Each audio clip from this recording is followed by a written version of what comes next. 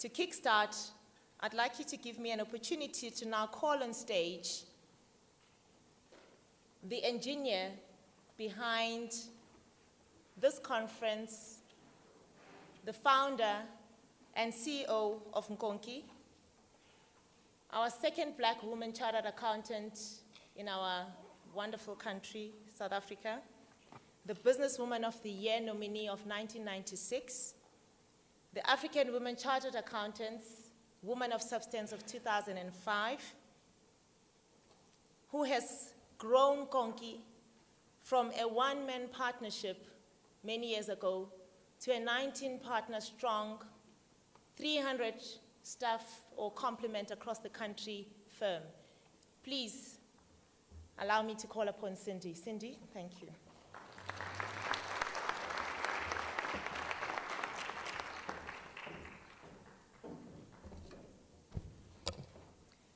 Thank you, Cindy.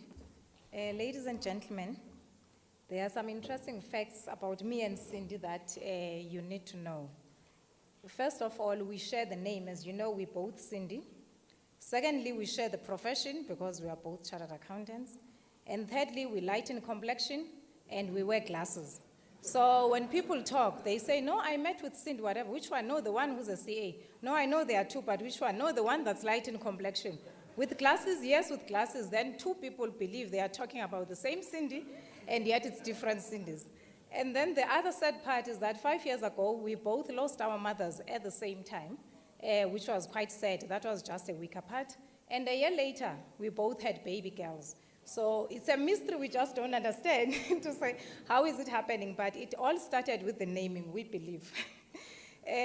Back to the business of the day. Ladies and gentlemen, let me start with honoring our keynote speaker, the JSC president, Ms. Nikki Newton-King. I know she doesn't like me to say she's the president, but you know, once I get to know that someone is a president, I latch into that. Then once they demote themselves into CEOs, I'm no longer part of that. So I still honor her as the president of the Johannesburg Stock Exchange. Distinguished guests, ladies and gentlemen, I am really humbled and I feel honored and privileged to be welcoming you this morning. And ladies and gentlemen, we understand you have your hectic schedules, but you chose to spend the next 2 days with us. You have sacrificed your work, and you have come here in order to sharpen your soul and be able to improve your effectiveness back in your work environments when you go back on Monday. And ladies and gentlemen, I would like to be given permission to extend special welcome to the delegates who are coming from out of town. Because when we initially started the conference, we thought it was for the Gautengers, but we realized that the reach and the spread and the need is right across the country. And at this stage, I would like us to welcome the delegates who are coming from the Free State Province, from the Northern Cape, from the Eastern Cape, Western Cape, Northwest, Limpopo, KZN, and also from beyond the borders of South Africa, from Swaziland. We really express our sincere gratitude because in addition to them sacrificing their work schedule, they had to sacrifice their family time. They had to turn their backs from the comforts of their family environment and to be here. And to us, this is a sign that they are really committed in making sure that they utilize the next 2 days in enabling themselves to be more sharper back in those environments. And as Nkonki, being the host of the conference, we are committing to you that the program that we have over the next 2 days will make all this worth it for you. Ladies and gentlemen, can we give our out-of-town delegates a big round of applause? We are also pleased as a firm that this year the conference has attracted interest across a variety of sectors. We've got representatives from state-owned companies, from provincial governments, from national departments. We have got representatives from municipalities, from cities, from educational institutions, and I think for us, this is quite heartwarming because we believe that audit committee effectiveness, if it can cut across and be enhanced across all these sectors of the economy, then our attempts as Nkonki for thought leadership within the audit committee space will not be ending here at the Sandton Convention Center, but it will be felt and be visible felt right across our major economy. And the theme for this year, as Cindy has mentioned, is that we want to power audit committees towards effectiveness. And that's what we intend to do.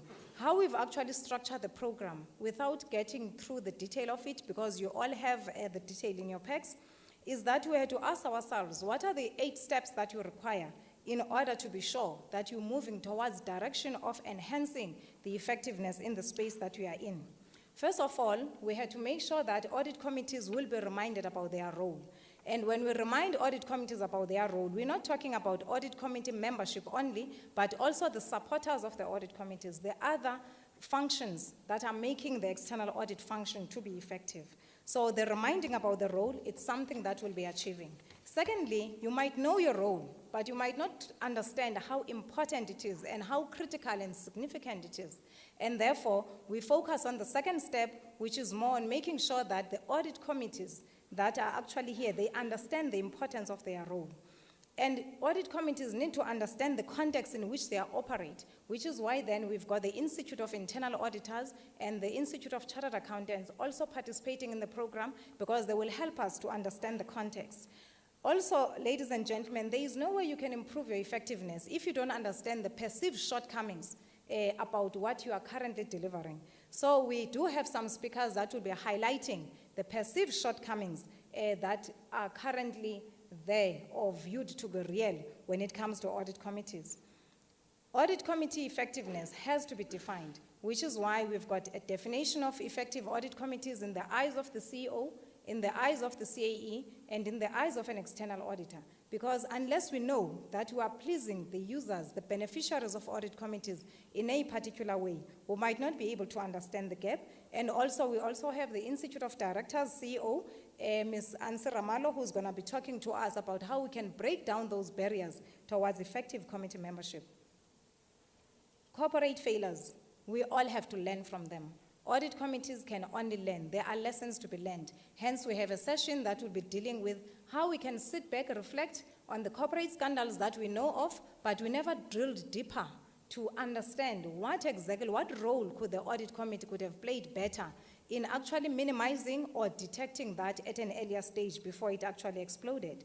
And we want to demonstrate to you how effective audit committees work, which is why we've got this live 2-hour simulated audit committee that will take place. And after that, you'll have opportunities also to ask questions, because at the end of the day, you must walk out here having heard, having listened, having seen, and having observed. And I will be using all our 4 senses of learning. And by the end of the conference, effectiveness is a continuous game. The 8th step is that as a firm, we have created a platform that is called an Audit Committee Support Center, which will help to create a network amongst audit committee members and provide on-the-job guidance. Because at the end of the day, you can go to a training session, you go back, but you're dealing with a particular issue in an audit committee that you don't know exactly how to best deal with in an effective way, and therefore we're creating a safe environment, and it's a virtual center, it's in the web, where you can log in, put in your question, and then you can get an answer from an advisory committee. But I will be spreading those details later on when we're actually formally introducing the program to you. And as Cindy has indicated, our journey towards thought leadership, I think it's been a long one. But when we stand here, when we started 19 years ago, we remember that we had nothing to offer except to build some expertise and to gain some experience. And you, ladies and gentlemen, are the people who supported us when we had nothing to give. So it really pleases us to reach a stage where we know we can bring together the people who have actually developed us and be able to plow back through thought leadership as we are starting now in the thought leadership space. One of the favorite quotes that we used to love when we started our practice, not started when we were about 5 years, we realized that there was transformation, there was BE, and it has supported us, it has built us, and we are very grateful. And we used to say, we are not what we used to be, but we are not yet what we ought to be. Through Black economic empowerment, we have found our way to where we are, and it is BE that will continue to lead us where we ought to go. And ladies and gentlemen, with our thought leadership and our commitment on the good to great journey, we have changed that quotation for our benefit and for your benefit. Now it says, we are not what we used to be, nor are we yet what we ought to be. But through thought leadership, we have found our way to where we are, and it is thought leadership that will continue to guide us to where we ought to be. And by us committing and living by that quotation on a daily basis, you as our supporters are able to benefit from the thought leadership that is actually coming and hopefully be able to resolve some of the issues that we are facing on a daily basis. And you know what is nice about thought leadership? Sometimes you don't have to pay for it. You go to the website and you are able to get it.